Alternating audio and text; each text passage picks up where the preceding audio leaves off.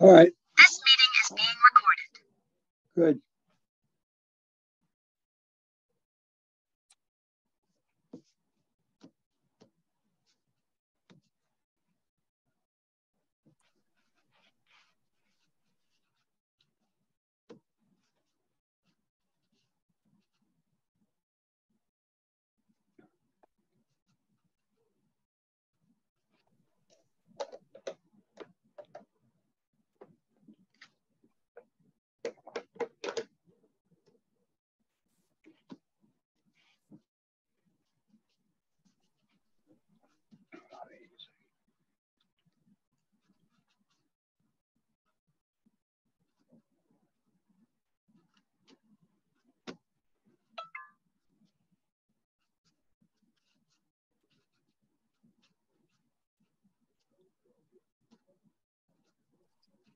All right.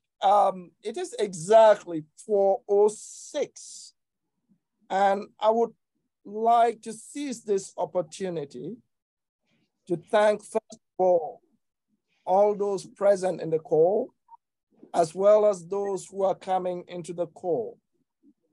I would also want to thank the sponsors of this program and recognizing the Andrew Mellon Foundation, the Tuskegee University Faculty Senate, National Park Service, the College of Arts and Sciences, the College of Agriculture, Environment, and Nutrition Sciences, and the Department of Modern Languages.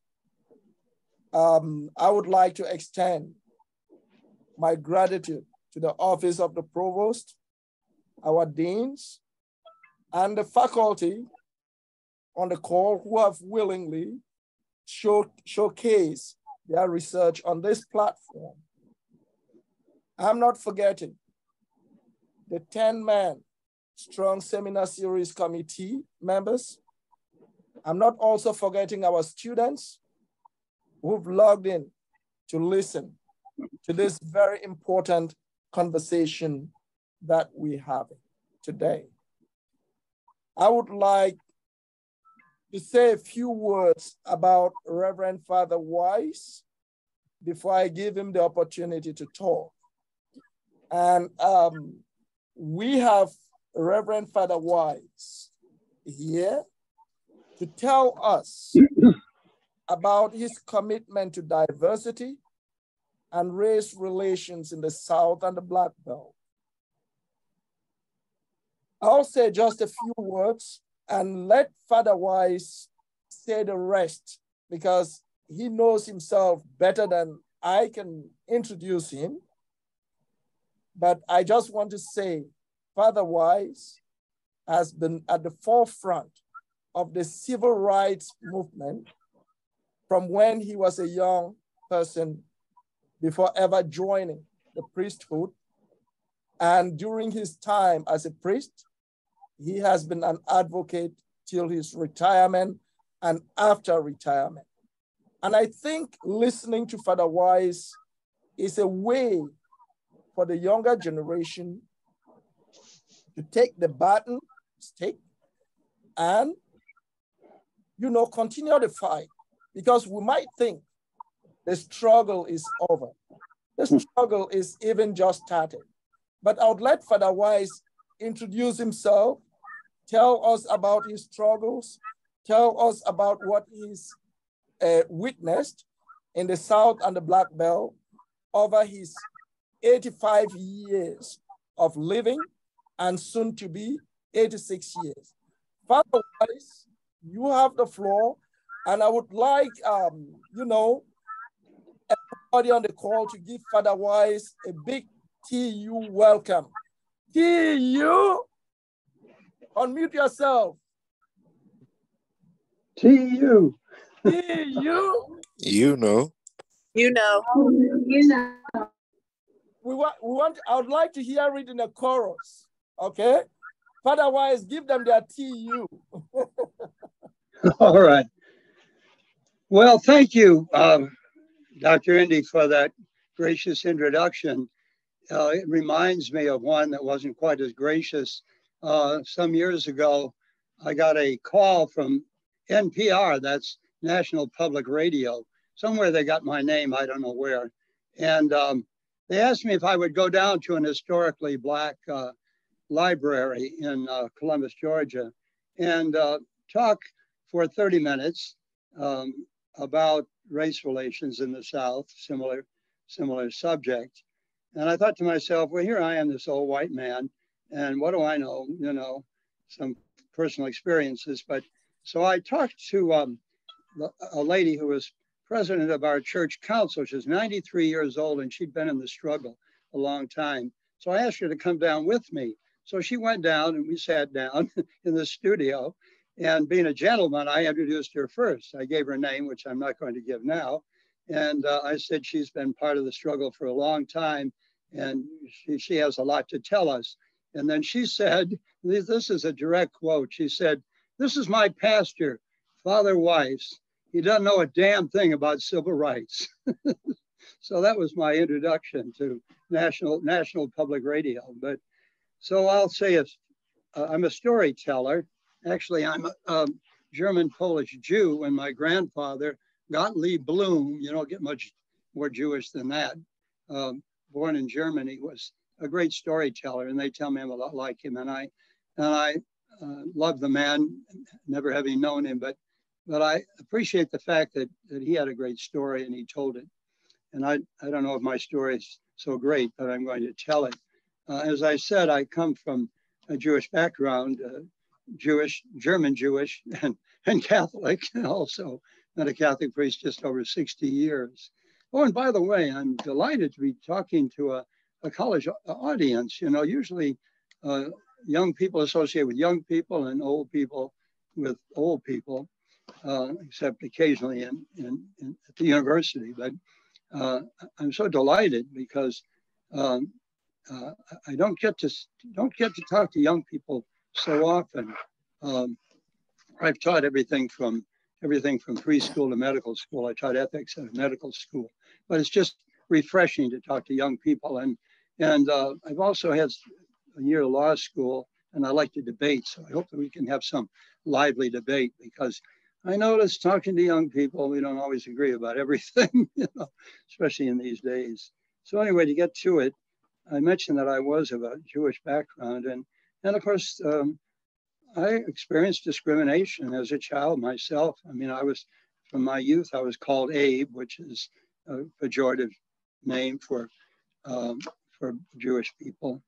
And I'm sure behind my back, they call me Jew boy. And so I experienced a little bit of it, but my parents protected me pretty well from that. Then at 14 years of age, we moved south. In fact, we started visiting about 12. And I'll never forget the first real incident that I had of racial discrimination. We were in Miami Beach, Florida, went to a big Catholic church. And at the end of the Mass, right before it was over, and everybody else had gone to Holy Communion, we believe accepting and receiving body, blood, soul, and divinity of Christ in communion. People sat down in the back couple of rows. Black folks got up, went up to communion last, you know, and after the rest. And when we left, my mother was a yellow dog Democrat politician from Chicago, very liberal, and she asked a young man there, a black man, what did I really see what I thought I saw? And he said, "Oh yeah." He assured her that that's the way they did it. And so he said to her, "Would you explain that to me?" And he said, no, I won't explain it to you. She said, "Why not?" He said, "Because you're from Chicago and you'll never understand." Just made it very clear that couldn't understand, you know. Well, after we moved to Florida, it was BAC, that is before air conditioning. So we relocated where we had relatives and friends in Mobile, where we had the Gulf breeze. And from there, I went to a place called Cullman, Alabama. I had a hard time at a prep school in Chicago. I used to not want to say that, but I about flunked out of high school. So don't be too discouraged if you didn't do well in high school. I blossomed when I got to college at a private college. Anyway, but it was in Cullman, Alabama. And if you know anything about Cullman, Alabama, it was formed by German people from Pennsylvania looking for better farmland. So they went to Cullman, and there was a whole section of the town where they spoke German. But what was so unique about it is that in spite of Black folks coming in, you know, with wagons drawn by mules with loads of cotton. This is in the 50s, early 50s. In spite of people of color being there, there was a huge sign, almost like a billboard outside of Cullman. And what it said, you know, didn't use this term, however, but what the sign said was, Negroes, do not let the sun go down on your head in Cullman County, Alabama. In other words, no Black folks, you know, after dark in that county. And it surprised me. What didn't surprise me, though, was the bottom line, which was the signed compliments of the Ku Klux Klan. And then not far from Birmingham was my first assignment. Not far from Cullman was my first assignment, about 50 miles away in Birmingham, Alabama. And I went there as a priest in 1962, just 60 years ago this year. And I was sitting at my desk in the largest Catholic church in the city, downtown, the center of town, 22nd and 3rd Avenue, if you know Birmingham. I was sitting there rewriting a sermon that I gave in the morning, didn't like, was going to give again later on. And all of a sudden, this enormous explosion and the building shook. I was there just blocks away. I don't think I was more than 5 blocks away where the bomb went off. We got a reputation as not Birmingham, but Birmingham, Alabama, where 4 beautiful young ladies whose funeral I attended were getting ready to go to being part of the choir at a Baptist church. And they were killed instantly, you know, by a bomb, for which people are still going free because of that. Klansmen still free because of that incident. So that was Birmingham. Well, after Birmingham, I raised some money in Birmingham. It's kind of sealed my fate. I was director of Toy Bowl, which was a youth program, football program. If you were Black and if you were Catholic, in Alabama back then, you played football in our schools. We had a thing called Toy Bowl, and I made a lot of money on it one year. And so they put me in Catholic Charities, which is kind of a Catholic United Way. And so I figured if I'm going to be in a social work position, I'd take a degree. So I went to St. Louis University and enjoyed it immensely. Took a double major in social work and law. And I got the MSW, the social work degree, one of a couple I've gotten. One from an historically Black college, by the way. I have a master's in theology in minority studies from Xavier, not Xavier of Cincinnati, but Xavier New Orleans, which is an historically Black, the only historically Black Catholic college in North America. So anyway, I was there in school and I'd gotten my MSW and I was, I guess not quite halfway through a law degree. And I got a call from my bishop, who had been a real promoter of minorities as a young bishop in Alabama. He was accused of being too favorable to minorities. He built a hospital in Birmingham and one in Holy Family in Birmingham, St. Jude in Montgomery, and also the Martin de Porres big hospital in Mobile, the first place where Black doctors could perform surgery, I understand, in a hospital setting these many years ago. But he calls me up and says, Thomas, I said, yes, Excellency. He said, I understand that you're coming down to our jurisdiction. I said, yes. And he said, you're coming to Selma. I said, yes. And he said, you're going to march with Dr. Martin Luther King. I very proudly said, oh, yes, I am. He said, how are you coming? I said, well, I've got a round trip ticket on Greyhound. And he said, don't go. I said, oh? He said, no, don't go. I said, why? Why not? He said, because I said so, that's why. So he said, are you going? Well, I was, he had paid my way through the university and one degree, and I was on the way to another. I never anticipated what was coming. And I said, no, I won't go. I wouldn't say that now. But anyway, he's gone, I hope in heaven. But anyway, so I said, no, I won't go. And then he asked about the food. He was a big man. He really liked eating. And a little small talk. And then finally he said, I'll talk to you later. And I said, fine. And I went to hang up the phone, and so did he. And his last words to me were, oh, and by the way, come home from law school.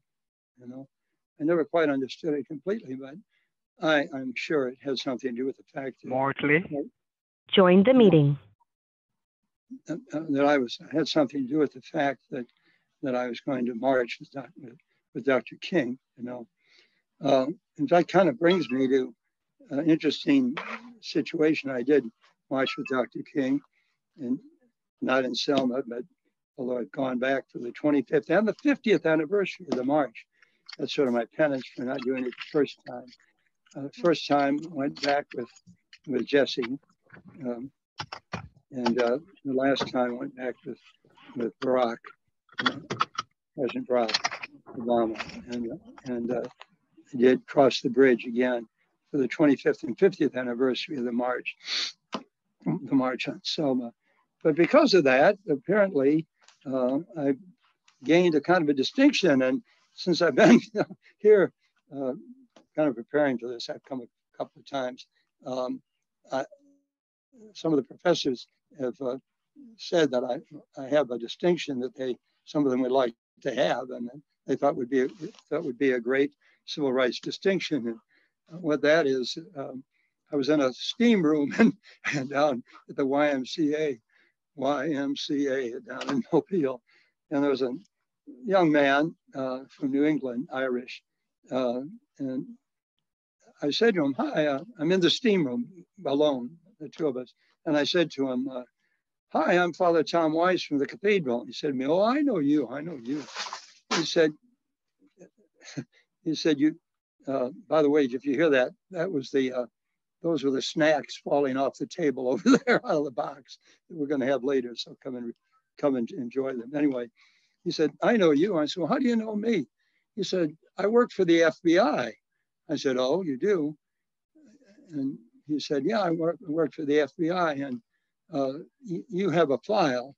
You have a file and a record. You have a file and a record with the Southern Division of the FBI. And I said, what for? You know, it's just, I thought I perhaps was on my way to jail. He said, well, you marched with Dr. King. He said, our director was J. Edgar Hoover. It was quite a character. And I could say more about him, but not on this media. But anyway, he recorded. He took a record of everybody connected with Dr. Martin Luther King in any way, especially people who marched with him and met with him and possibly even strategized with him. So if that's my claim to fame, well then let it be, because I can't think of any others quite now, except I'm old, and that does have, with all its disadvantages, it has its advantages, you know. Wonderful, wonderful memories, like lying on the floor in front of a fireplace in my home in Illinois when the then president, Franklin Delano Roosevelt, I was only a kid, but yet I guess I remember it because I've been told it over again, got on and said, today is a day of infamy, day after Pearl Harbor. Today is a day of infamy. Today we declare war on Adolf Hitler and his allies. So that's kind of how far back I've gone. I've seen a lot of things happen. I've seen, as we all have, a minority president, and we could have another minority president someday of the female gender. I hope that happens. And I think, oh yeah, one that I know who could have done it was a young woman by name of Alexis Herman. I'll end with her as somebody I want you to look up. Somebody I want you to look up. And that is, by the way, I also promote the cause of a Black Catholic religious sister from Mississippi whose grandfather was a slave, Sister Thea Bowman, the subject of a 1 hour, 60-minute presentation, dynamic preacher and teacher. And she's being considered for our church as an example of marvelous African-American, religious. And then also the other one the Honorable Alexis Herman, I knew as a child. I helped her get her education. Her parents were unmarried and didn't live together. And her mother was an educator. And her father at least saw that she got a good education, at Xavier also. And then I hired her in the Catholic Charities program that I ran, and ultimately sent her to a meeting in Estes Park, Colorado, White House Conference on Children and Youth. And she met Ernie Green, who became Assistant Secretary of Labor. But she, the Honorable Alexis Herman, became the Secretary of Labor, the first African-American female Secretary of Labor of the United States, supervising 17,000 people. So if you want to meet somebody who I know and admire and who would know me as her pastor and could tell you a whole lot more about me, you can look her up. And that'll be your assignment for today. You have to look up the Honorable Alexis M. Herman of Mobile and Washington, soon to be brought into the Alabama Academy of, I believe, business women, business persons, because I believe they're bringing in 8 of them, 7 men and herself, in Birmingham at the Haven, I believe in November. So that's my story. I hope people have been able to hear it. We didn't go off the air or anything, and that I hope people will come in and we can have a good, lively discussion. And I hope you can find something you can disagree with, because I love to debate. Yeah. God be with you. All right, thank you, Father Weiss. To the audience, what Father Weiss has just done is he is giving us a teaser of his activism, and he is interested in having a discussion with everyone, expecting questions or comments on what you have heard. Feel free, raise your hands and ask questions, or you type your questions on the chat. I will read it out to Father Weiss. So the floor is open. Discussion. Yes, can you hear me? Yes, Mr. Gibson. I can. How have your religious beliefs influenced your perspectives on race relations in this country? Well, that's an interesting question. I will answer it with a quote from a 99-year-old man who died recently, an entrepreneur. I guess I can mention his name, Mr. Green. He owned the newspaper, largest weekly circulation newspaper in the state, the Phoenix City Citizen. He owns also the cable company. And we've gotten to be very good friends. He was a Baptist and remained that way. But he told me before he died, he said, I really admire your church. I really admire your church. And that's why I support your Catholic schools. We had 2 of them in Phoenix City. And he said, because I think that the Catholic Church has the solution to the biggest problem in America, which is racism. And the solution he felt was educating inner city minorities, inner city black young people. And I believe that. And that's why I even started with Alexis Herman. I started a foundation, the core, not C-O-R-E, but C-O-R. So I think that my religious beliefs and my pursuing of religious vocation, which took a long time, especially since I almost flunked out of high school. Anyway, because the church, I think, has to some extent, the answer to a lot of problems, and a whole lot of problems. And of course, we've got a lot of history, been around for a long time. I would never leave my church, although I've thought about it sometimes, like the day the bishop called me and told me to come home from law school. But I think that, we've been around a long time, and we've had a lot of influence. And I think I heard Jackson, mayor of Atlanta, say the 4 elements that did more for race relations in the country were entertainment, sports, military, and the Catholic Church. And I hope that was true, and I hope it is and will be in the future. Thanks for asking. Thank you for answering. I'd like somebody to disagree. Okay, Father Weiss, I'll ask before I have a question for you, just as a follow-up to the question Mr. Gibson just asked you. You have written a book. You didn't talk about your book, and the title of the book is very intriguing. You told the audience you were born to Jewish parents, but the title of your book is Born Catholic. Can you tell us a little bit about the transition from being born Jewish to being born Catholic? Well, I was actually born a German-Polish Jew, a German-Polish Jew. My grandfather, whom I loved dearly, not having never known him, but from everything I've heard about him, people say I'm so much like him, you know. That's what I like about him. And we're both storytellers. He was a real Jewish storyteller. He was at least half Jewish, but his mother, I believe, was German. And when they died, when his wealthy parents died in Germany, his aunt, who was Jewish, took him back to Poland, where she was married to a Goyim, that's a non-Jew, and the non-Jew happened to be a Polish Catholic. So he didn't convert, but he came to this country illegally. To get out of Poland, which was smart, he joined the Prussian army, and somehow he got out. I think Prussian Navy, and he jumped ship. In England and got a job on a freighter and came to the U.S. Anyway, and there he married a German. So that I'm probably more German than I am Jewish, but I'm very proud. I'm very proud of my Jewish heritage, and I saw it as a youth. But by the time I came along, we were a very Catholic family. But thank God, you don't lose your Jewish roots.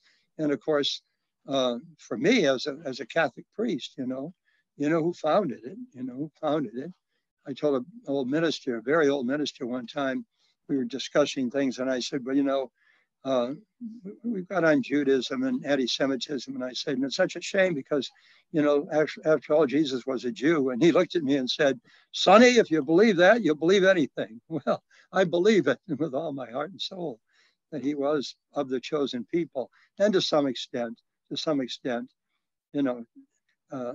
so am I. And you can always promote your own heritage. I'm mostly German, and I've been Catholic from birth because my grandfather, I don't believe, converted, but my father did.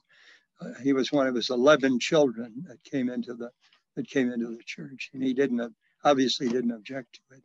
So being born Catholic, I think I got a superior education. When nuns were nuns, they looked like it and acted like it, and yeah, be careful what I say. But and gave very good education, especially in the 4 R's: reading, writing, arithmetic, and religion. Mm-hmm. So I got it from youth, and I stuck with it. And I had wonderful clergy. 2 of the associates at our parish, where I went as a child in Illinois, became bishops, and I kept up with them. I missed it myself, but that's another story. Any questions? I don't know if I answered that one. Father, if you can hear me all right, I'd like to ask you a question, and that question is this. Do you think your religious training or your role in the church has made you a better debater than you would have been otherwise? Oh, well, of course, I had some law school, and I'm kind of a frustrated attorney, I'm a frustrated barrister because I had that, and I made up my mind when the bishop told me to leave that I would go back someday, but I haven't. But because of that, people come to me. I think people know, I haven't been quiet about the fact that I've got some legal training. People come to me, and I've had judges tell me you did a great job, and I've defended a lot of people. And of course, in social work, since I was going for a social work law, I was a sworn probation officer, and I represented children I represented children in juvenile court. So I've had that background. And of course, you can say what you want, that religion is not politics, but it is. Everything is political. And the church certainly is, as anybody who knows the church knows. The church is very political. And I've had to debate it. I mean, I've had to debate simple things when people come up to me and say, Father, I hope you don't mind. I won't call you Father because the Bible says don't call anybody Father. Trouble is they don't know the difference between Father and Abba, you know, that what the scriptures really say is don't call anybody God, you know. So anyway, but I've had to debate a lot of things, and sometimes I don't mind debating it, you know. When I knew an old person who was trying to tell me that Jesus might have founded our church, but he said John the Baptist founded his, you know.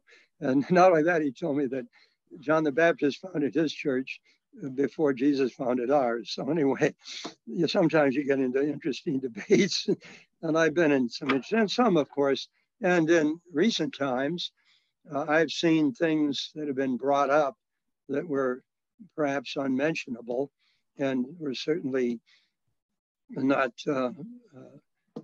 prideful, and of course, being of a different age, and trying to be open. I certainly have, in the course of trying to be open to opinions about a lot of things, especially in modern American morality. I've had to become something of a debater, and I haven't won them all either. That's for sure. Okay, thank you. All right, any questions? Keep the questions coming. Don't take your questions back with you. All right. I will not be embarrassed, you know.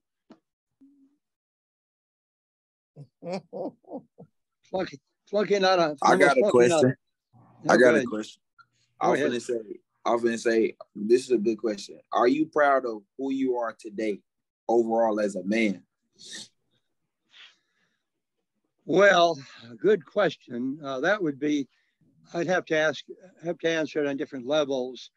You know, I used to box in Chicago, and when I was a weightlifter, and when I was 20, 21 years old, I was a Hulk, you know. Well, I look in the mirror now, and I'm not proud of myself as a specimen, you know. Obviously, I'll be 86 next week. Physically, no. Spiritually, I think I've come a long way. I really have. I really come to believe that God is love. I made a decision, and it hasn't been too long ago. I think it was on New Year's Day last year. I said, I was worrying about something. I said to myself, what are you worried about? You know, God is love. You love God. God loves you.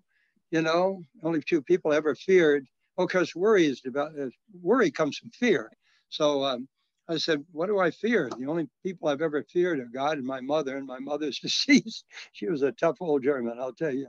And God is on my side. So I've really stopped worrying. So I'm proud of myself in that regard, that I've become a much happier, a much more fearless, in spite of the fact that I drove fast cars, almost fell off of an ocean liner. I've been known to jump off bridges, you know, and just for thrills. But, you know, I guess I'm more fearless. I'm proud of the fact that I'm less fearless. I meant less fearful, much less fearful than I used to be.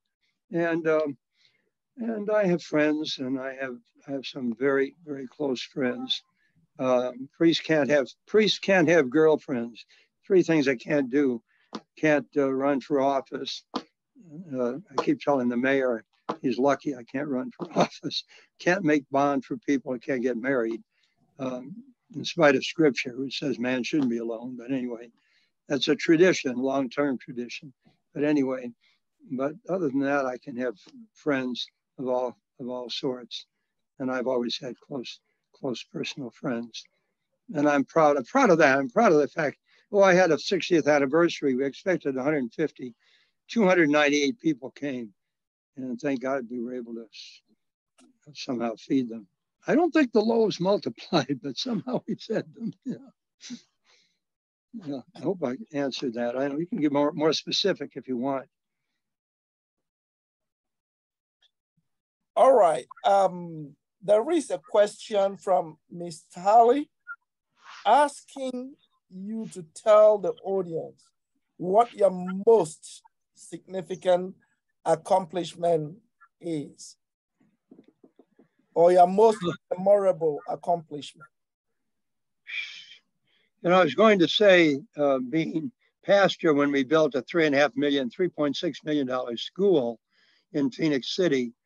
But the sad part of it is that a pastor who came after me didn't believe in education, and it went the way of all flesh, and we lost the school.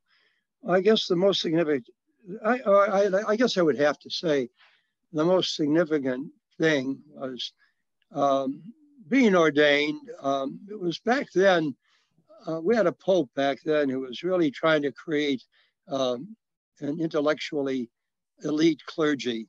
And the fact that I, as I said, almost failed, and they were hesitant to kind of, bring me into seminary. In fact, in spite of the fact, because of my background, they brought me in spite of the fact.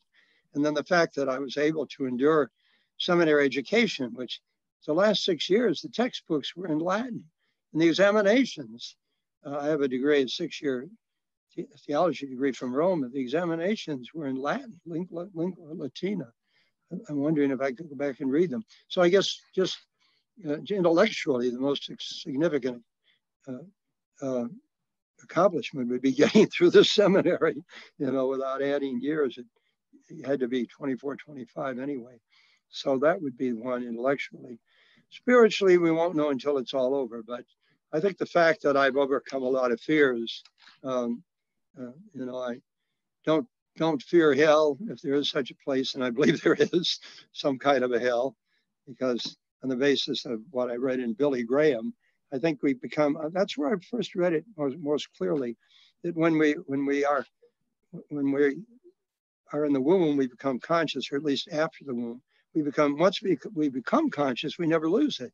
So because of what I believe is eternal consciousness, that we'll always be conscious throughout all eternity. And I used to worry about the length of eternity, and then somebody told me there is no time in eternity. It all occurs in one instant. So anyway, so I guess the thing I'm most proud of spiritually is that, I've gotten over fear. I really have overcome fear, and I hope it isn't too much so, because every once in a while I want to tell people, especially people in authority, and the only way I rein in my competitive and argumentative spirit, as far as authority is concerned, is that I'm leaving it to your younger generation.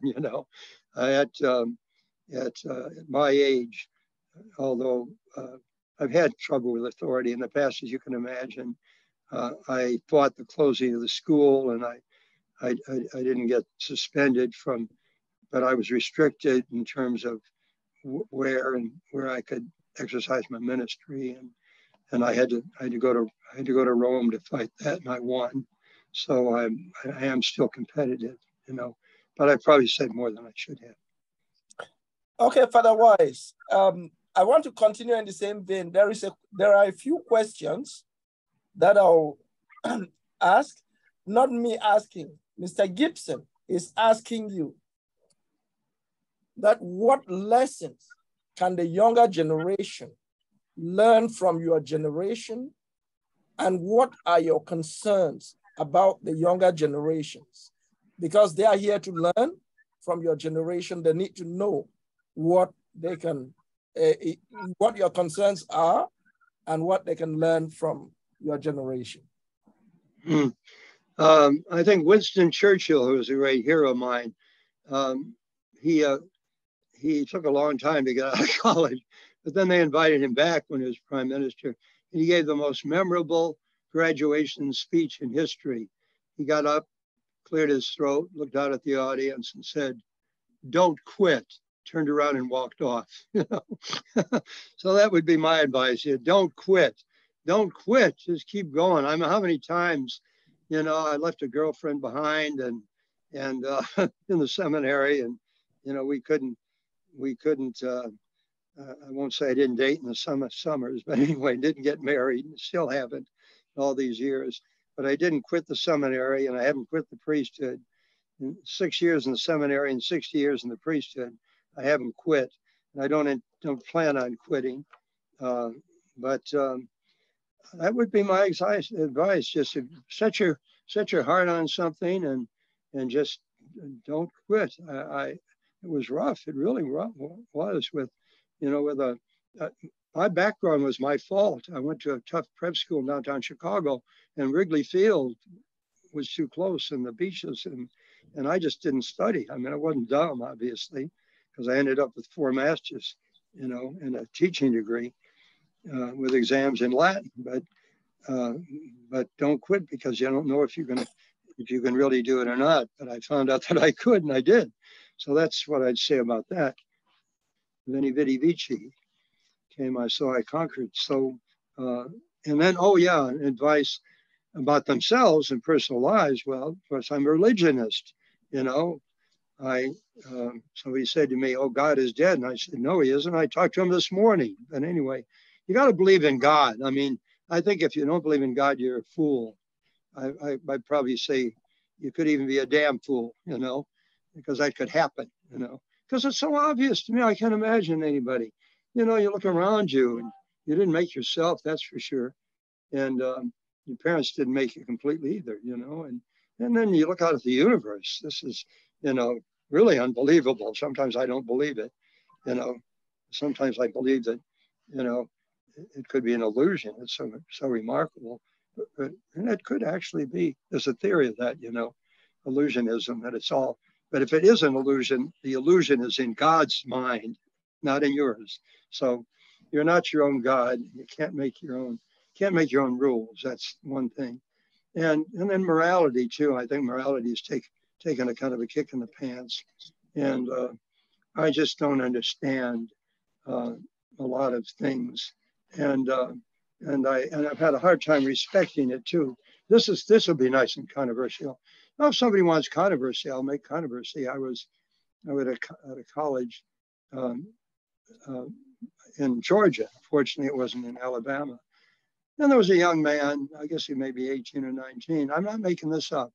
He had pink tennis shoes. He had women's pink panties on. He had a cape. He had a transgender cape, and he was flitting around the campus. And I said to him, "Young man, are you a student?" And he said, "Yes." I said, "Well, I don't think you're getting an education." So, "What do you mean?" I said, "Well, I just don't think you're taking advantage of what you're supposed to be learning here." And so one of the administrators walked over and said to me, "Father, I appreciate your views and all, but you could be, you could actually be probably arrested for harassment." So I got one final volley. I said to him, "There's one time," I said, "Really, I'm telling you, I don't think you're getting an education. Somebody's wasting their money." I said, "I'm grateful for one thing." He said, "What's that?" I said, "I'm grateful that I'm from Alabama and I'm not paying for your education." So, I mean, I think it's all right. The final thing I'm going to say is, I think it's all right. It's good for you to have your views, even if they disagree with the mainstream. and I have one thing that I have to be very careful about is the politics. As you can presume, I'm probably pretty liberal. I know Jimmy Carter to this day. Jesse Jackson asked me to work for him. I think Bill Clinton would recognize me because of Lexus. But I also I become very independent because I believe passionately in life. I just can't understand people conceiving and killing. I just think it's an awful tragedy. And I think, I was told not to say this, but I'm going to. I hope that we all have a wonderful future if we don't nuke ourselves, if we don't want, number one, nuke ourselves, and if we don't abort ourselves, and we don't transgender ourselves. Otherwise, we might have a future. That ought to bring up some issues.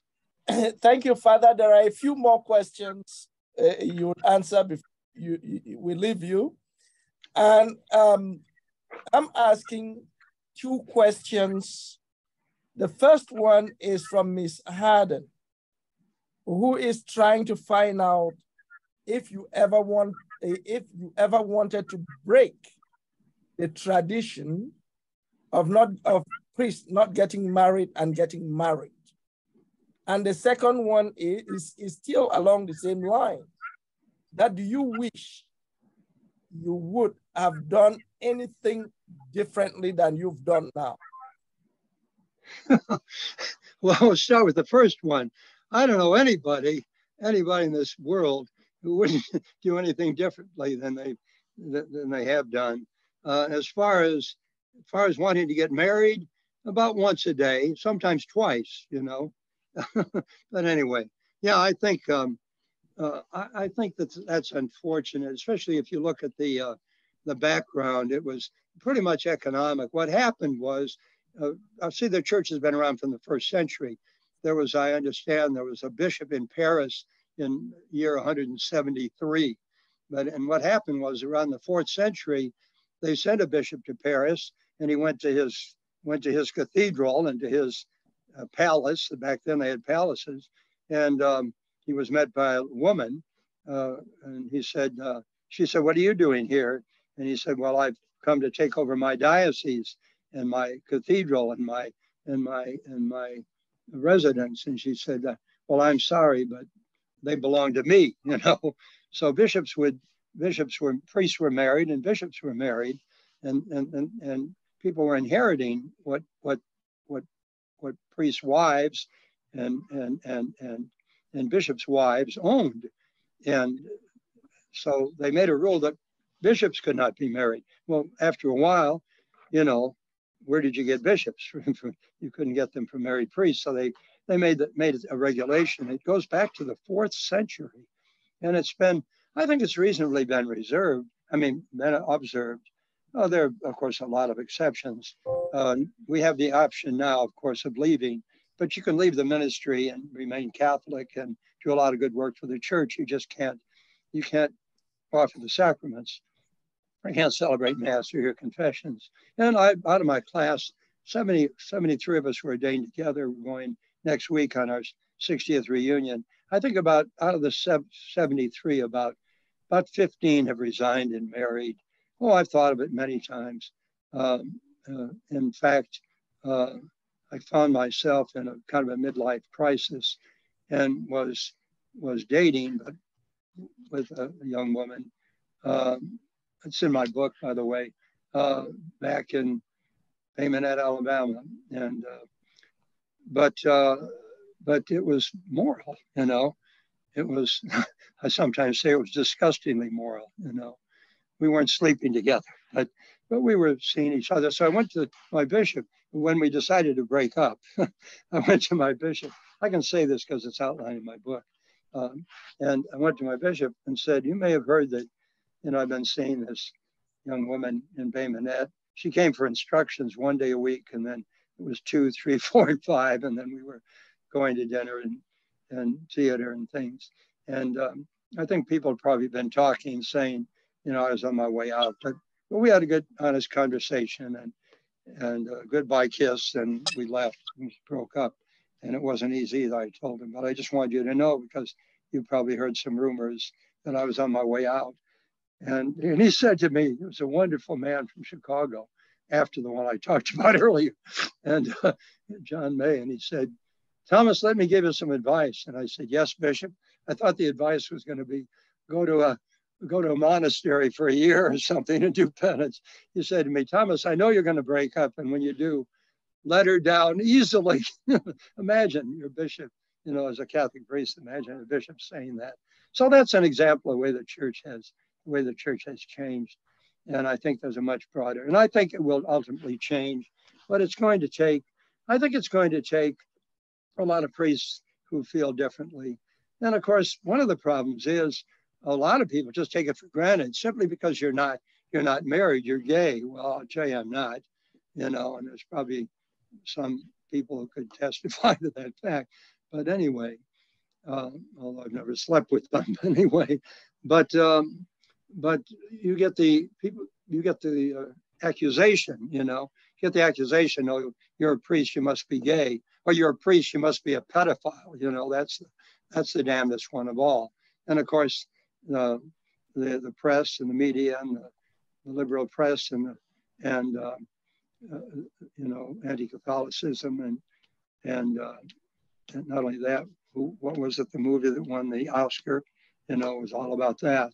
So you have to. Some places in Boston, I understand, it was so bad that guys wouldn't wear their collar. You talk about racism. There's also anti-Catholicism. It's probably one of the longest running and strongest forms of discrimination in the United States, except maybe anti-Semitism, and racism. Those are the three, I think, So that's part of my story. Got a question? Yes, Father. There is another question. Trying to find out how many languages you speak, and if you've been to a missionary trip, and if you could tell us about your missionary work. Well, language is simple. Yo habla poquita español, quince palabras, which is 15 words. No, 20, 30. I speak about 30 words of Spanish, but I read it well. So for the last 6 months, I've been covering a Spanish church, so it's been interesting because I'm picking up on it. Other than that, I used to read and write Latin. I took examinations, I said 8 hours, I remember 9. I wrote 5 blue books of the answering the question, defend American labor's right to organize. I wrote 5 blue books in Latin. I wish I had them now, see if I could read them. I used to be able to read Greek and Aleph, Beth, Gimel, Hazon, Heth, Hawet, Kaplamet, Mem. I'm trying to remember the Hebrew alphabet, but I had a taste of all of it. And I know a few songs in Hebrew. Anyway, so I'm not a real linguist. Some people I know, I worked with a minister who knew 5, and he could interchange them, which I couldn't. I've never been a real linguist, but the other part of the question, yeah. But now on the other hand, I'm something of a missionary. I had a wonderful 3-year experience from 1970, 71 and 2, or maybe 71, 2 and 3. I was tapped because I was a social worker and young and had a passport. I was tapped by the American bishops. They hired 4 of us, and 2 of the guys became bishops later, but they hired 4 of us and they sent us together. We worked together. They sent us first to Southeast Asia, and we worked for the American Catholic Overseas Aid Program. It was the 2nd largest feeding program in the world. U.S. government was number 1. German relief was number 3. German government relief was number 3. And American Catholic relief was number 2. And we administered a program of 400 million. Now it's 600 or 800 million. And it's commodities, it's wheat and soy and milk and other things that we ship. And the government paid for it. It paid for the shipping. We just administered the program. And I was the fraud guy. In other words, I was out I went all over the world looking for fraud. And, people who were stealing it, selling it. But as a result, I was sent to Bangkok and then Manila and then Saigon and then Ranchi, Delhi, Calcutta, India. That's where I got to know Mother Teresa personally. Even had an argument with her one time, And then they sent me to Kenya. I snuck into Uganda under Idi Amin. if you caught me, I'd still be there. Went to South Africa, got to meet Desmond Tutu. And more important than Desmond Tutu, I met a guy who worked for him, a young priest, young Anglican priest, opened up a package that was addressed to Tutu, but he opened it up and blew off both of his hands. That was the most remarkable person I can think I've met. In a way more remarkable than Mother Teresa, but anyway. So then the good thing about it too, then South America, Bolivia and Peru, Mexico, of course. Anyway, and the good thing about it is wherever we ended up, whether you were in Manila or whether you were in Bangkok, you had to fly to Rome. Wherever we ended up our tour, either an Asian, African, or South American tour, you flew to Rome. So that's when I got to hug the Pope, John Paul, and I spent a lot of time in Rome, and that was very interesting to see the church really in action, because I'd meet people in restaurants, pizza restaurants, which, by the way, pizza in Rome is square, not no other shape.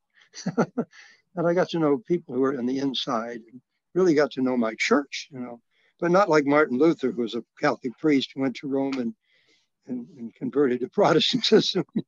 That didn't happen to me. But anyway, so I consider myself a missionary, but the kind of missionary that stayed at in Saigon, stayed at the Intercontinental Hotel with the press corps. They didn't do much but pass on the information they got from the government. But I did go up to Dalat one time, which up in the southern part, near the DMZ, between the north and south, at the DMZ, demilitarized zone. And they flew us up there in helicopters. It was like a little chalet, like we were in Switzerland. And the next night, the Kong shot down a helicopter in our yard. So they got up and said, "No breakfast, get in the vans." We got in the vans, and while we were leaving the lot, they were shooting at us. So I guess I could get a tin star or something if I ever claimed it. But so I'd had some interesting experiences. I went to Africa too, certain kind of reverse discrimination, in Africa, and it was understandable after Jomo Kenyatta kicked the folks out of Kenya. I was there shortly thereafter, and I experienced, as a white man, I experienced some things, but never. I was never afraid. There was never any violence. Just sort of snubs. But it was good to have that experience, because it helped me get over it, of not wanting to provide that same sort of experience to anybody else. I'm in the theater one time. I went to see a movie, and there was nobody in the balcony, but they came and told me, "You're in somebody else's seat." And I went downstairs, and they took me to the manager's office, said that I didn't stand for the anthem. So anyway, it's been interesting. I've had all kinds of experiences, run the gamut, Okay. In other words, I'm running the gamut from being discriminated as a young Jewish child to being discriminated as a person with white privilege, in Africa. So, but it's all good. It's all good learning experience. Learn from what happens. Don't get overly wrought over it. Do what you can about it, but learn from it. Amen. Okay, thank you, Father Weiss. I think, as you say, you've run the gamut. You've said everything you have to say. I want to take this opportunity to thank you very warmly, and I hope our audience did enjoy your presentation, and that they will come meet and greet with you in room 412 in Bioethics Building. Please come meet and greet Father Weiss. We will see Father Tom. 412. Okay, Father Tom. All right, thank you. So see you all later.